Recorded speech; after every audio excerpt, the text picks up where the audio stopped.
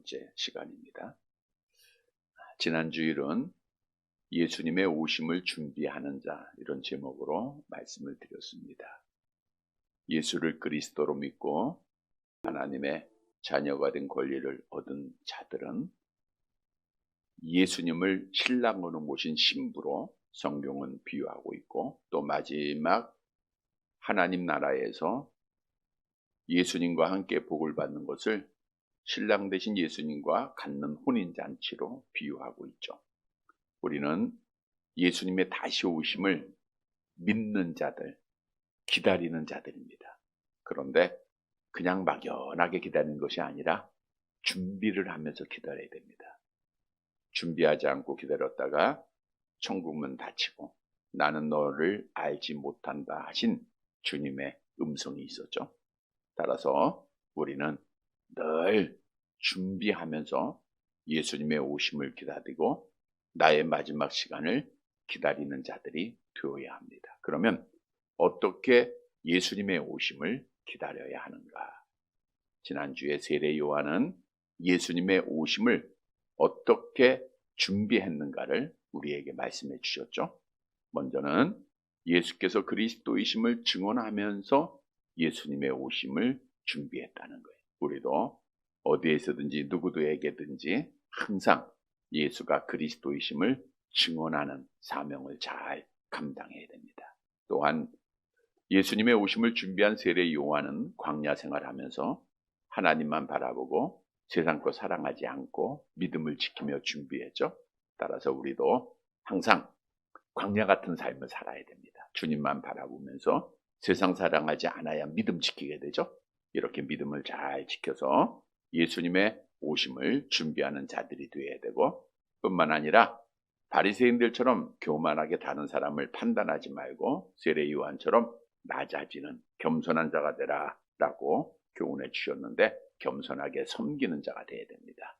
주셨던 말씀 따라 우리 다시 오시는 예수님을 잘 준비해서 우리 주님 오시는 그날 주 예수여 어서 오시옵소서 기쁨으로 재림의 주님을 맞이하고 약속대로 천국 혼인잔치에 다 참여하는 사랑하는 성도들이 되시기를 다시 한번 주님의 이름으로 간절히 바랍니다.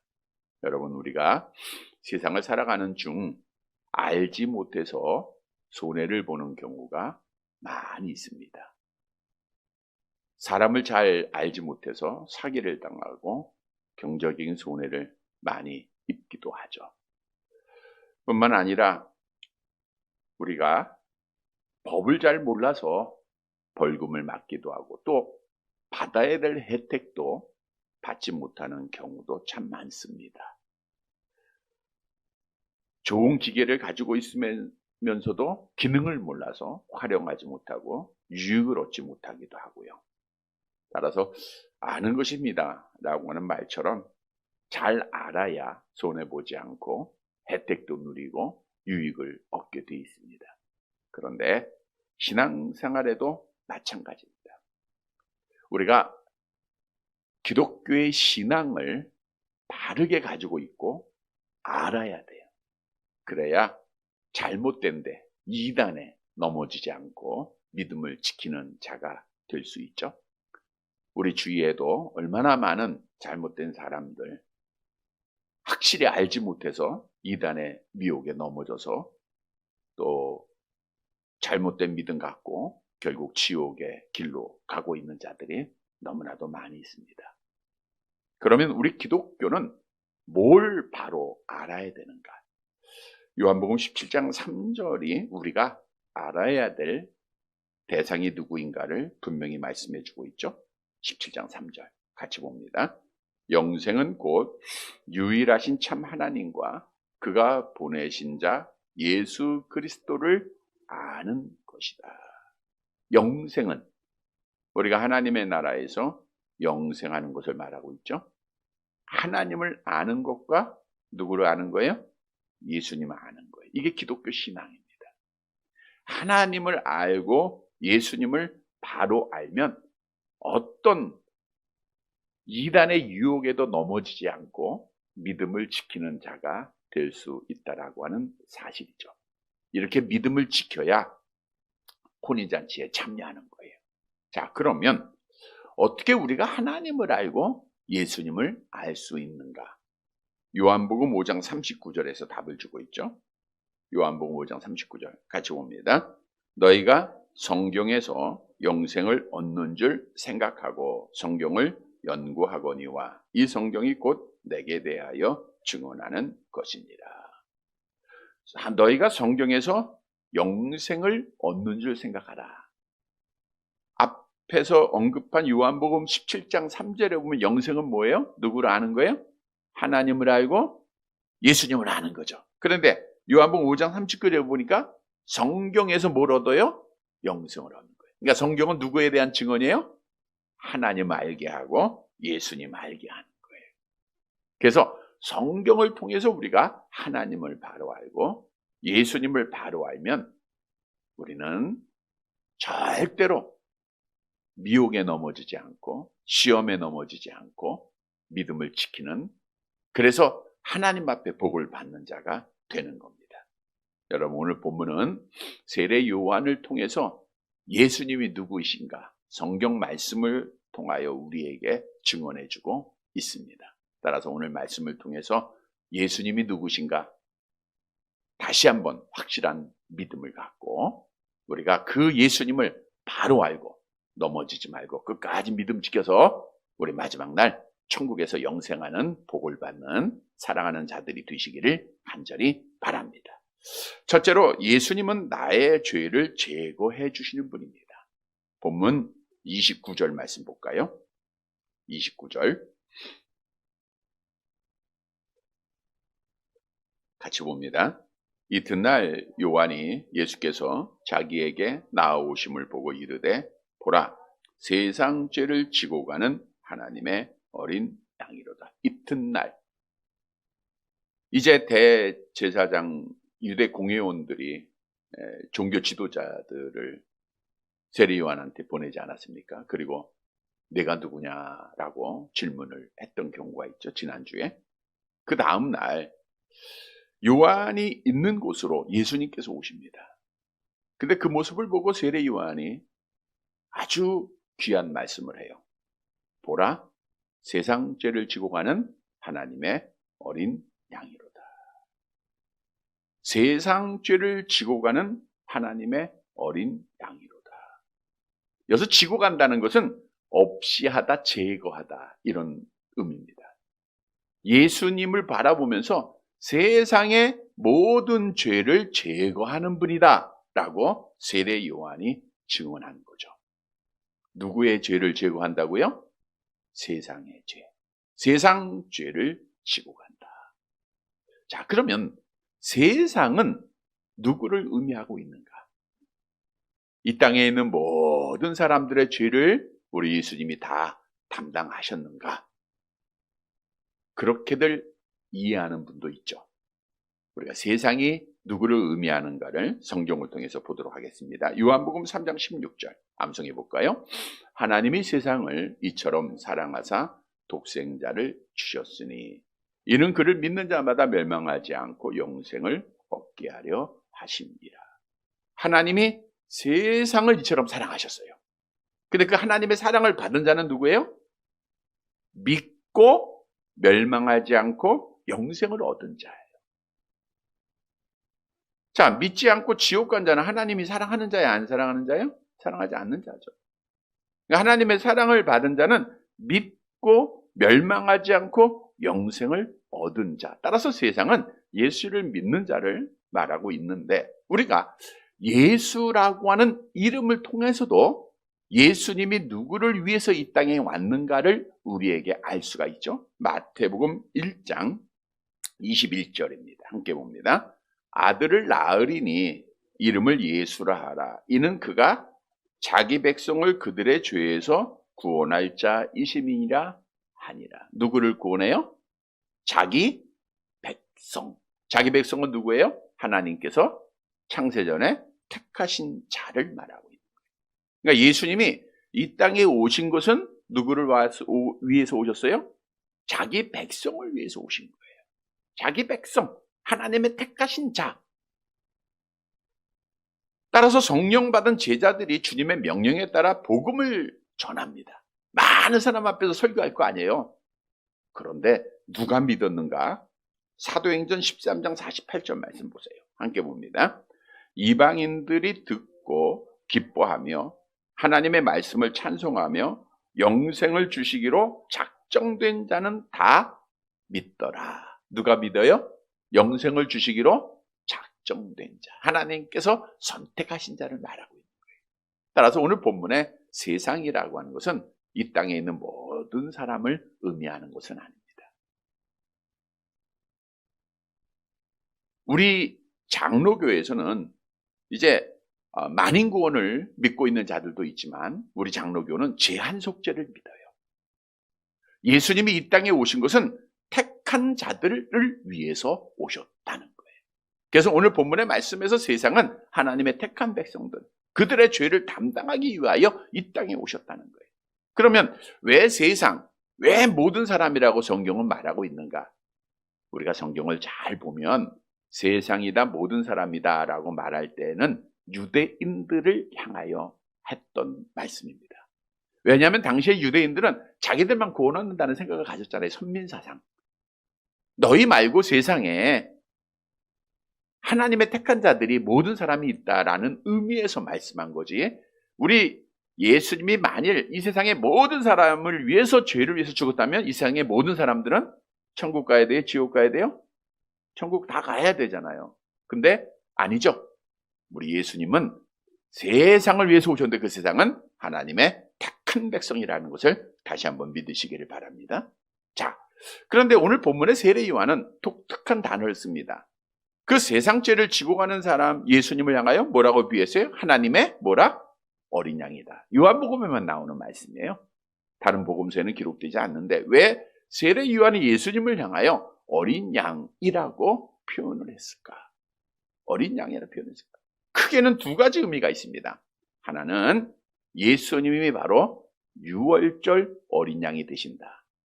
지금 세례 요한이 설교하고 있는 대상들, 많은 무리는 다 유대인들이에요. 그러니까 유대인들은 어린 양이라고 하는 그 개념을 다 알고 있는 자들이에요. 그래서 이분이 바로 어린 양이야 라고 설명하고 있는데 그것은 먼저는 유월절 어린 양이라는 거죠.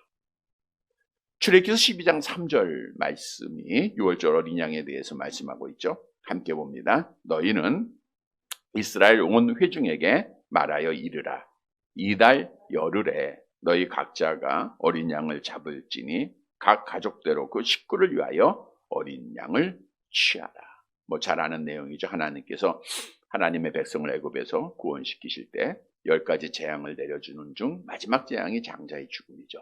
그 마지막 장자의 죽음으로부터 구원받는 한계를 예비하셨는데 어린 양을 잡아라. 어린 양을 잡으면 뭐가 나와요? 피가 흐르죠. 그 피를 문인방과 좌우설주에 바르라. 그러면 죽음의 사자가 그 집을 뛰어넘게 될 것이다. 우리가 유월절이라고 하는 뜻이 뛰어넘는다라는 뜻이에요. 패스오버. 어린 양으로 인하여 죽음에서 구원받았다 그 뜻이에요. 따라서 예수님이 택한 자들의 죄를 위하여 피를 흘려주시고 어린 양이 되셔서 하나님의 택한 자들의 죄를 제거해 주셨다라고 하는 의미로 세례 요한이 어린 양이다라고 비유했던 거죠. 고린도전서 5장 7절입니다. 함께 봅니다. 너희는 누룩 없는 자인데 새 덩어리가 되기 위하여 묵은 누구를 내버리라. 우리의 유월절 양 그리스도께서 희생되셨. 그러니까 유월절 양 그리스도께서 희생되심으로 죽음의 사자가 우리를 어떻게 해요? 뛰어넘게 된 거예요. 죽음의 사자가 우리를 뛰어넘어 우리가 구원받게 된 거죠. 뿐만 아니라 어린 양은 매일 드려지는 희생 제물을 의미하고 있습니다. 출애굽기서 29장 38절이죠. 같이 봅니다. 내가 제단 위에 드릴 것은 이러하니라. 매일 1년 된 어린 양 2마리니. 요한의 아버지는 제사장이에요. 그러니까 아침 저녁으로 어린 양의 희생하는 그 모습을 보고 자랐고 또 이스라엘 백성들은 다 아는 겁니다. 어린 양을 통해서 우리의 죄가 아침 저녁으로 드려지고 우리의 죄를 속죄하고 있다라는 모습을 다 알고 있는 거죠. 따라서 예수님이 어린 양이다라고 세례 요한이 표현한 것은 이분이 바로 아침 저녁으로 너의 죄를 용서해 주시는 분이야 라고 하는 의미로 어린 양이다 라는 말씀을 하셨다는 거예요. 다시 말씀드리면 여기서 중요한 것은 두 가지죠. 어린 양은 유월절 어린 양이다 라는 것은 죽음으로부터 우리를 뛰어넘게 했다라는 뜻이고요. 예수님이 피 흘리심으로. 또 하나의 어린 양의 의미는 매일매일 우리의 죄를 그 피로 깨끗하게 하신다라고 하는 의미를 가지고 있다는 거예요.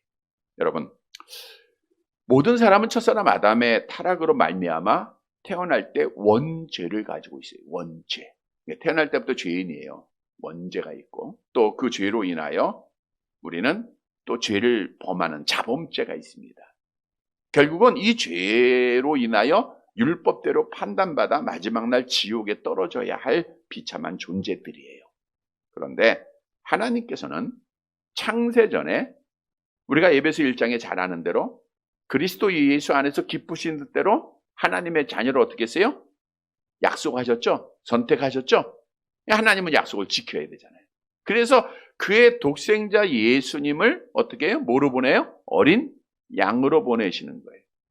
그 어린 양에게 택한 자들의 죄를 다 담당시켜버린 거예요. 성경이 말씀하죠. 이사야서 53장 6절 함께 봅니다.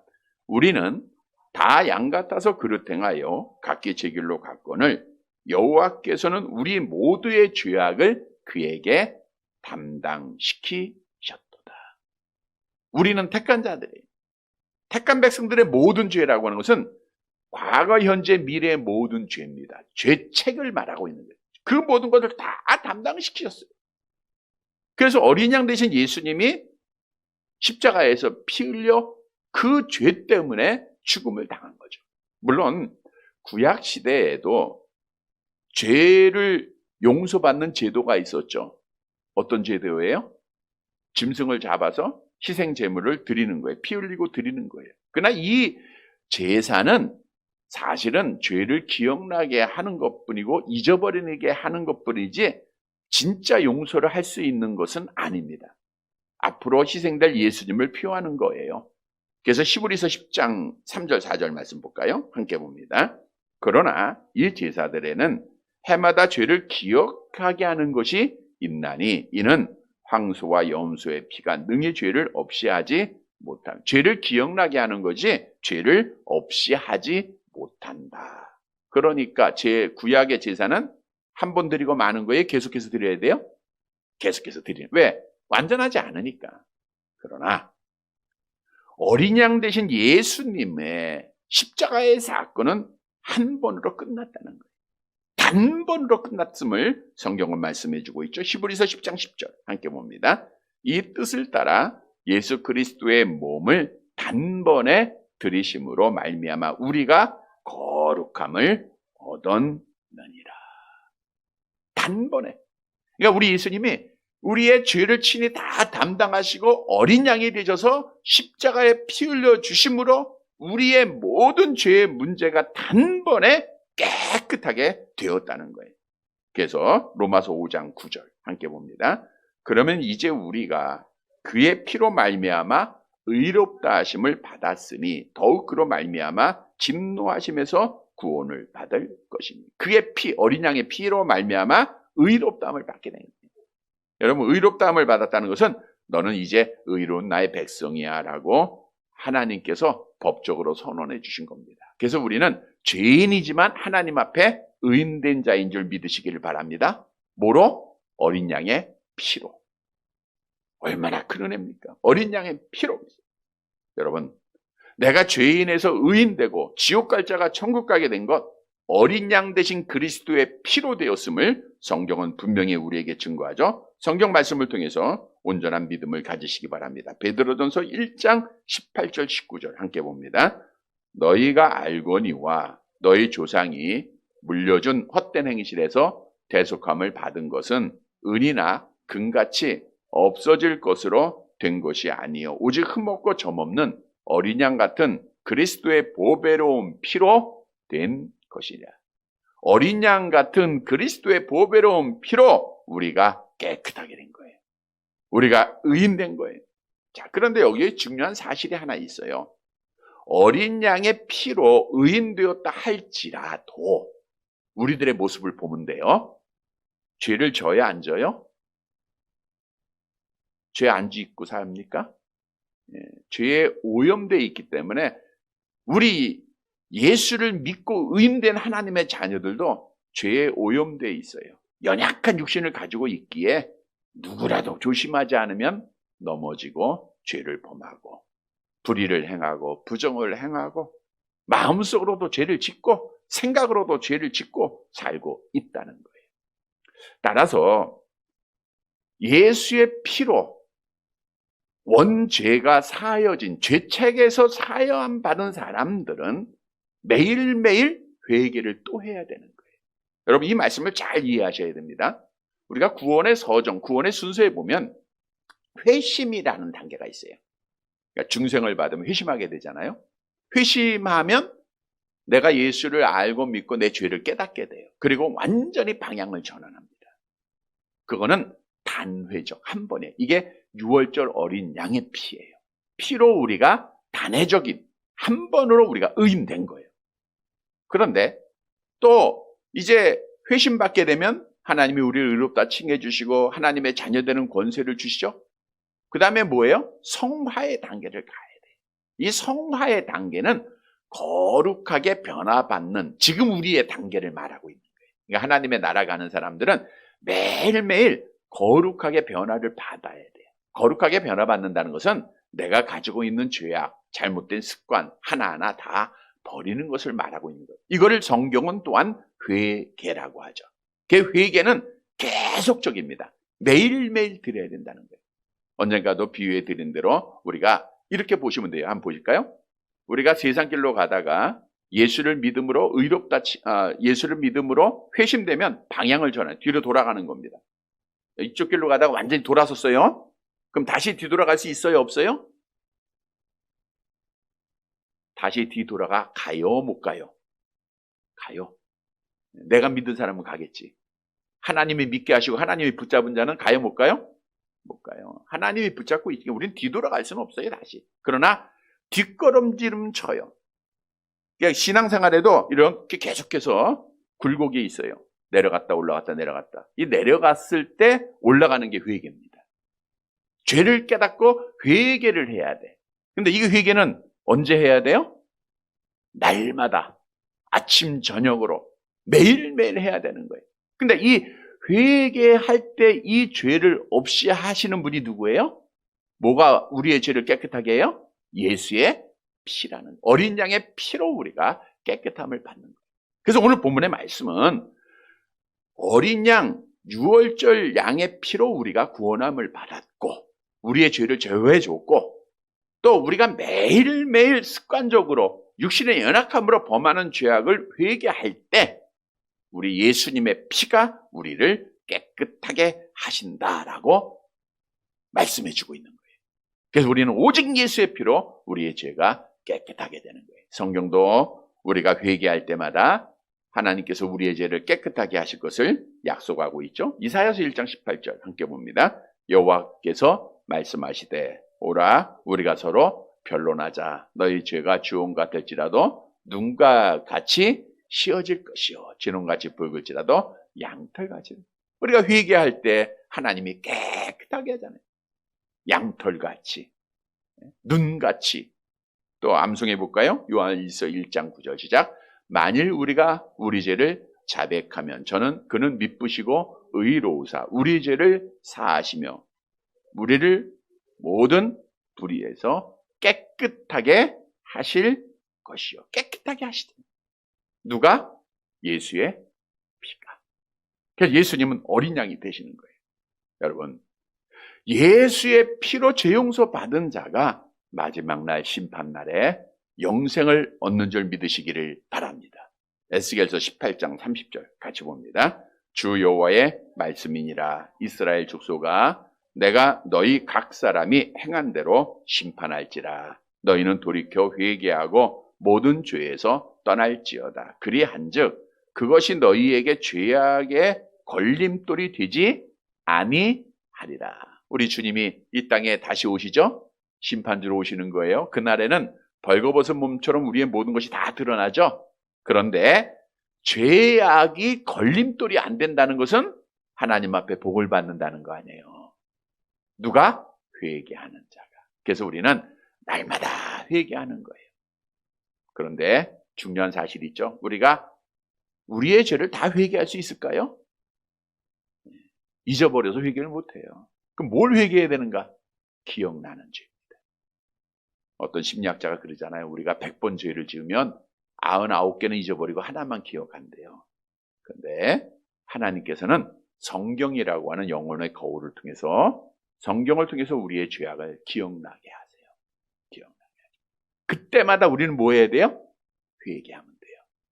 그러면 무엇이 우리를 용서해줘요? 예수의 피, 어린 양의 피가 우리를 이렇게 회개하는 거예요. 하나님이 기억나게 하는 건 말씀을 통해서 우리에게 주시는 대로 우리는 회개하면 됩니다. 그러면 마지막 날에 죄악이 우리에게 걸림돌이 되지 않을 줄 믿으시기를 바랍니다. 성도 여러분, 우리 예수님은 세상 죄를, 택한 백성들의 죄를 제거해 주시는 어린 양이 되세요. 오늘 말씀을 통해서 우리는 예수의 피로 의인되었음을 확신할 뿐 아니라 매일매일 삶 속에서 범하고 있는 모든 죄도 당당하게 회개하면 돼요. 성경이 약속하잖아요. 내가 너를 깨끗하게 하리라. 그래서 우리가 성화되는 과정 속에서 날마다 예수의 피를 의지하고 회개해서 하나님 앞에 깨끗함을 받는 사랑하는 성도들이 되시기를 간절히 바랍니다. 두 번째로 우리 예수님은 나를 거듭나게 하시는 분입니다. 거듭나게 하신 분이에요. 본문 30절 말씀을 볼게요.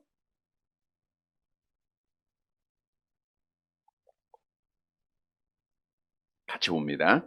내가 전에 말하기를 내 뒤에 오는 사람이 있는데 나보다 앞선 것은 그가 나보다 먼저 계심이라 한 것이 이 사람을 가리킵니다. 내가 전에 말했다. 우리가 지난주에 26절, 27절에 보면 너희 가운데 알지 못하는 한 사람이 섰는데 곧 내 뒤에 오시는 것이라 나는 그의 신발끈을 풀기도 감당하지 못하겠다 말씀하셨죠. 예, 전에 말한 사람이 있는데 나보다 앞선 것은 사실 세례 요한이 우리가 볼 때는 6개월 앞섰잖아요. 그래서 지난주에는 내가 먼저 와서 그의 길을 예배하러 왔다 말씀했죠. 근데 오늘 본문에 보면 그분이 나보다 앞섰다라고 말하고 있어요. 이 말은 우리 예수님은 창세전에 스스로 계신 하나님이 되시기 때문에 나보다 앞선 분이다 라고 세례 요한이 증언하고 있는 겁니다. 근데 지금 나에게 오시는 그분이 바로 그분이라는 거예요. 지금 이분이 그분이라는 거예요. 31절 말씀 보세요. 같이 봅니다. 나도 그를 알지 못하였으나 내가 와서 물로 세례를 베푸는 것은 그를 이스라엘에 나타내려 함이라 하니라. 나도 그를 알지 못했다. 나 또한 너희들처럼 알지 못했다는 거예요. 근데 사실 세례 요한의 어머니 엘리사벳과 예수님의 어머니 마리아는 사촌지간이죠. 이게 사촌지간이니까 예수님과 세례 요한이 모를 리가 없어요. 서로 잘 알고 있었습니다.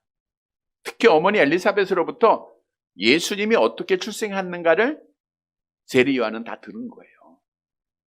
성령으로 잉태된 거 다 들었습니다. 보통 사람이 아니라는 거 다 들었어요. 또 예수님이 어려서부터 성전 회당에서 종교 지도자들과 언쟁하는 거, 비범한 사람이라는 거 세례 요한은 듣고 다 알고 있었다는 거예요.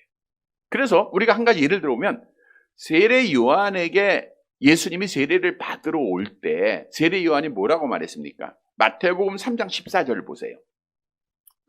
이건 아직 증언하기 전입니다. 자, 같이 보세요. 시작. 요한이 말려 이르되 내가 당신에게서 세례를 받아야 할 터인데 당신이 내게로 오시나이까. 이 말은 뭐예요? 세례 요한이 예수님을 비범한 사람으로 나보다 나은 사람으로는 다 알고 있었다는 거예요. 근데 오늘 본문에 보면 나 또한 나도 그를 알지 못했다. 이 말은 뭡니까? 예수님이 누구라는 걸 몰랐다는 거예요? 메시아라는 사실.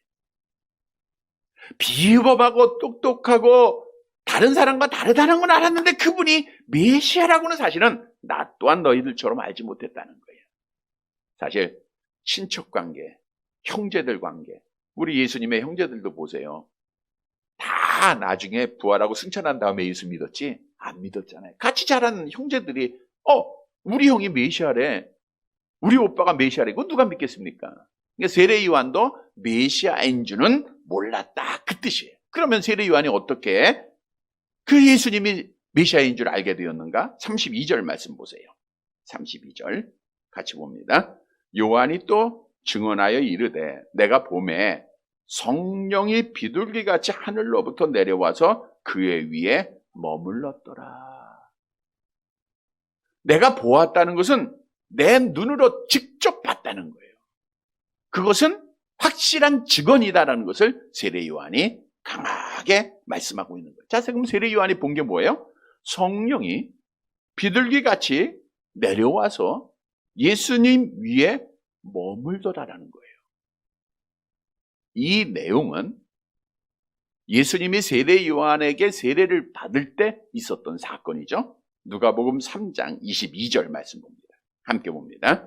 성령이 비둘기 같은 형체로 그의 위에 강림하시더니 하늘로부터 소리가 나기를 너는 내 사랑하는 아들이여 너를 기뻐하노라 하시니라. 성령이 비둘기 같은 형체로 그의 위에 강림했다라는 거예요. 오늘 본문에 내려왔다라는 것은 현재 분사예요. 반복해서 계속해서 내려왔다는 거예요. 즉 하나님 아버지가 그에게 성령을 계속해서 부어주었다는 건데 요한복음 3장 34절이 증언하죠. 함께 봅니다. 하나님이 보내신 이는 하나님의 말씀을 이는 하나님이 성령을 한량없이 주십니다. 계속해서 성령을 주셨고 성령이 그 위에 머물렀다는 것은 그 장소에 남아 있었다. 그러니까 우리 예수님은 성령으로 충만하셨던 분이다라는 걸 알고 있어요. 성령을 비둘기로 오늘 본문에 비유하고 있는데 이 팔레스타인 지방에서는 비둘기가 제사 지낼 때 사용되는 신성한 새죠. 사냥하거나 식용으로 쓸 수가 없어요.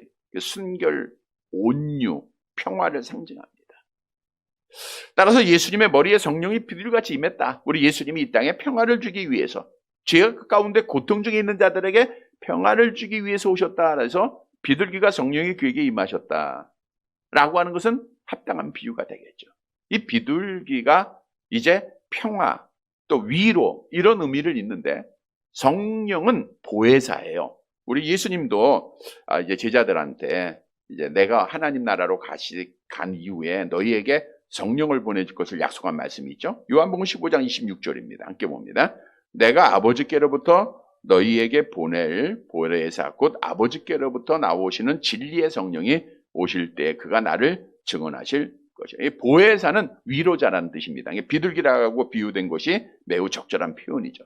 자, 그러면 세례 요한이 어떻게 예수님이 메시아 그리스도라고 하는 사실을 확신하게 되었는가? 33절에서 답을 주고 있죠. 같이 봅니다.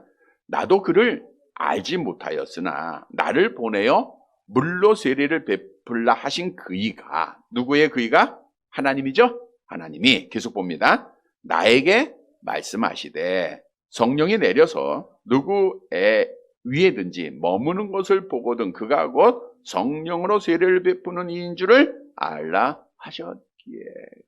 세례 요한은 하나님으로부터 계시를 받아서 내 뒤에 오시는 분이 나는 물로 세례를 베풀지만 성령으로 세례를 베풀 것을 증언을 했어요. 근데 그분이 누구인지 몰라. 근데 하나님이 알려주시기를 성령이 누구에게 위에든지 머무는 것을 내가 보거든 바로 그 사람이 그 사람이다. 바로 그 사람이다. 근데 세례 요한이 자기가 세례를 베풀 때 비둘기가 성령이 그에게 임하는 걸 봤잖아요. 그러니까 예수님이 메시아라고 하는 사실을 그때 알게 됐다, 확신하게 됐다라는 것을 말하고 있어요. 자, 그런데 오늘 본문으로 다시 돌아가보면 이분은, 우리 예수님은 뭘 베푸는 분이에요? 성령으로 세례를 베푸는 분이다. 자, 성령 세례가 여기서 나오는데 성령 세례란 우리 장로교에서는 중생, 거듭남 같은 의미로 해석하고 있습니다. 그러니까 성령을 받는 걸 말하는 거예요. 성령이 나에게 임하는 겁니다. 근데 왜 이 성령으로 세례받는 것이 중요하냐? 왜 중생돼야 되는가? 요한복음 3장 5절이 말씀하고 있죠. 같이 봅니다. 예수께서 대답하여 하시되 진실로 내게 이르노니 사람이 물과 성령으로 거듭나지 아니하면 하나님의 나라에 들어갈 수 없느니라. 그러니까 물과 성령으로 거듭나야, 잘 보세요. 거듭나야 어디에 들어가요? 하나님 나라에 들어가는 거예요. 물과 성령으로 거듭나야 하나님 나라 들어가는 거예요. 그러면 예수님이 성령으로 세례를 베푸시는 분이에요. 그럼 예수님은 우리를 어디로 인도하는 분이에요? 하나님 나라로 인도하는 분이에요. 하나님 나라로 인도하는 분이에요. 여러분, 타락한 인간은 어떤 자신의 노력에도 하나님 나라 스스로 갈 수가 없어요. 가톨릭에서처럼 뭐 죽은 사람 위해서 기도하고 열심히 헌금하고 선한 일을 하면 그 영혼이 정화가 돼가지고 천국 간다? 잘못된 교리입니다. 천국 가는 유일한 길은 뭘 받아야 돼요? 성령 세례, 중생이 돼야 돼요. 자, 그러면 성령을 받았다, 거듭났다 라고 하는 것은 어떻게 알 수가 있는가? 여기 중요한 거예요. 잘 들으셔야 됩니다. 오늘 본문에 보면 세례 요한은 성령이 예수님에게 임하는 걸 봤어요? 안 봤어요? 봤죠? 뭐 같이 임해요? 비둘기같이 그에게 임하더라고요. 비둘기같이. 눈으로 봤습니다. 확인했어요. 그러니까 증언하는 거죠. 또한 예수님이 약속한 대로 공식적으로 성령이 이 땅에 임하는 것이 사도행전 2장의 사건이죠. 사도행전 2장을 볼까요? 2장 3절. 어떻게 임했는가? 같이 봅니다. 마치 불의 혀처럼 갈라지는 것들이 그들에게 보여 각 사람 위에 하나씩 임하여 있더니, 이때도 성령이 임하는 것, 불의 혀처럼 막 임하는 것이 보였어요? 안 보였어요? 보였어요. 그래서 어떤 분들은 성령이 임하는 것은 눈으로 볼 수 있는 거야. 그러니까 어떤 증거가 있어야 돼. 뭘 해야 돼. 방언이라도 해야 되고 남 하나도 뽑아야 되고 그래야 성령 받은 증거야 라고 주장을 하기도 하죠. 그러나 우리가 여기서 잘 알아야 됩니다. 세례 요한에게 비둘기 형체로 내렸던 성령의 임하심을 본 것은 초자연적인 사건입니다. 왜? 예수가 메시아라는 것을 증언해야 되기에. 또 사도행전 2장에 마가의 다락방에서 기도하는 자들에게 임했던 그 성령도 이 땅에 하나님께서 교회를 세우시기 위하여 초자연적으로 임했던 단회적인 사건이에요. 단회적. 초자연적은 특별한 사건입니다. 지금은 없다는 거죠. 우리 예수님께서도 분명히 이런 말씀을 하셨어요. 요한복음 3장 8절을 볼까요? 함께 봅니다. 바람이 임의로 불매 내가 그 소리를 들어도 어디로 와서 어디로 가는지는 알지 못하나니 성령으로 난 사람도 다 그러하니라. 성령 세례를 받아도 모른다 그거예요. 왜? 성령은 영적인 존재입니다. 그러니까 우리 눈에 보여요? 안 보여요? 안 보이는 거예요. 성령으로 거듭났다, 성령 세례를 받았다, 아무 느낌이 없어요. 그럼 어떻게 알 수 있는가? 그 다음 단계가 뭐예요? 앞에서 말씀한 대로 회심의 단계. 내가 예수를 주로, 예수를 그리스도로 하나님의 아들로 믿게 되는 거죠. 고린도서 12장 3절 하반절에 보면 성령으로 아니하고는 누구든지 예수를 주로 시인할 자가 없다 그래요. 그래서 내가 예수를 주로 믿고 그리스도로 믿고 내가 하나님의 아들로 믿고 있으면 나는 뭘 받은 거예요?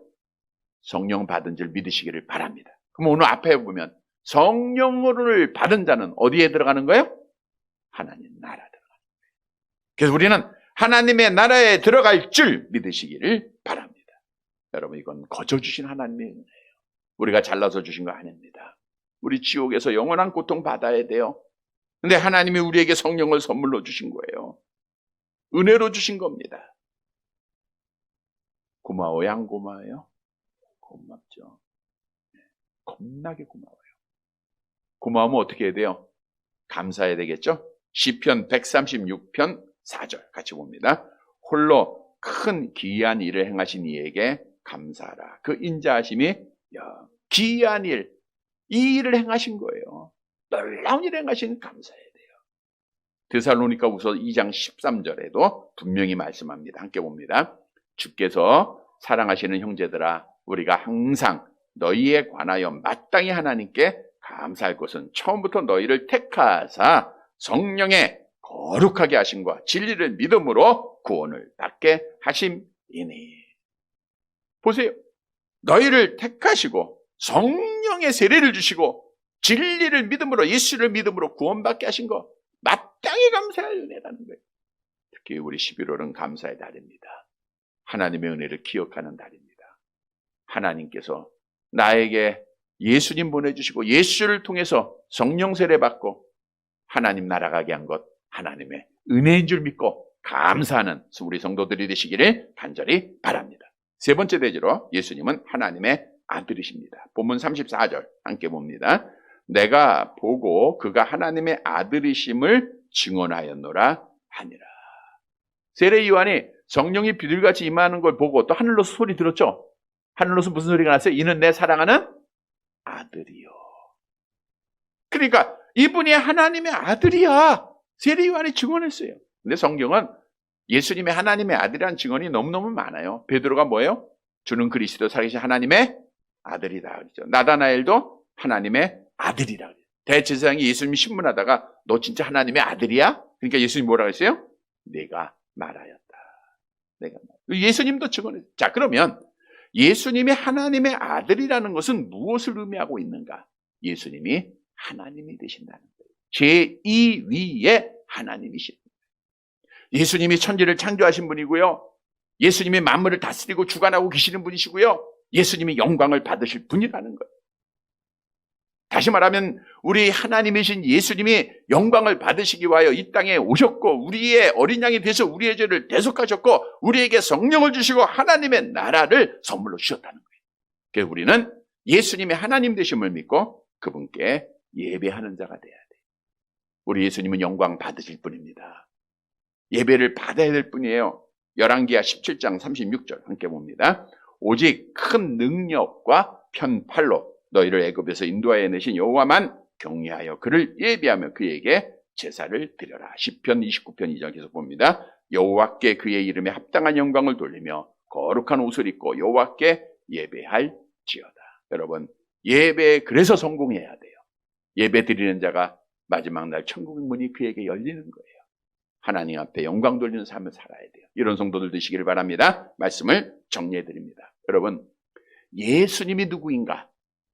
말씀을 통해서 바로 날마다 알아야 돼요. 그래야 미혹받지 않고 넘어지지 않고 이단에 쓰러지지 않고 믿음 지켜서 하나님 앞에 복을 받는 거예요. 자, 성도 여러분, 그러면 우리가 신앙하는 예수님은 누군가? 첫째로는 누구예요? 나의 죄를 없애는 분이에요. 나의 죄를 용서하는, 제거하는 분입니다. 어린 양이 되셔서 나의 원죄, 죄책 한 번에 다 해결해 줘요. 또 우리가 매일매일 회개할 때마다 예수의 피는 우리의 죄를 깨끗하게 하세요. 그러니까 우리는 회개하는 자가 돼야 돼요. 두 번째, 나에게 뭘 주신 거예요? 하나님 나라 들어가게. 거듭나게 했죠? 그래, 하나님 나라 들어가게 하신 하나님의 은혜를 기억하고 감사해야 돼요. 세 번째로 예수님은 하나님의 아들입니다. 영광 받으실 분입니다. 사랑하는 성도 여러분, 오늘 주신 말씀 따라 예수님 바로 알고 바로 잘 섬겨서 마지막 날 천국에서 영생하는 복받는 사랑하는 성도들이 되시기를 주님의 이름으로 간절히 바랍니다.